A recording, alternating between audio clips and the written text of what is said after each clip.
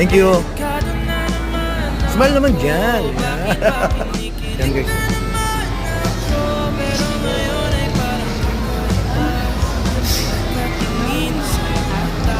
Ito pala. Next scent.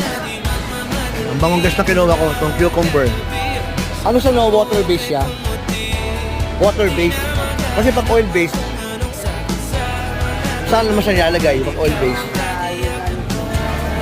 Diffuser. Okay. So yung sa akin guys, kasi sa opisina ko eh. Ganito. Ang tawag sa kanya, air vitalizer. Kaya ang sinabi sa akin ni ate ay water-based. Dito yan guys sa may SM Caloocan. Next sense. Anong floor po ito? Second floor. Oil-based ito. And water-based. Ito nagat ko rin kami. Room and linens. Sa mga kurtina, no?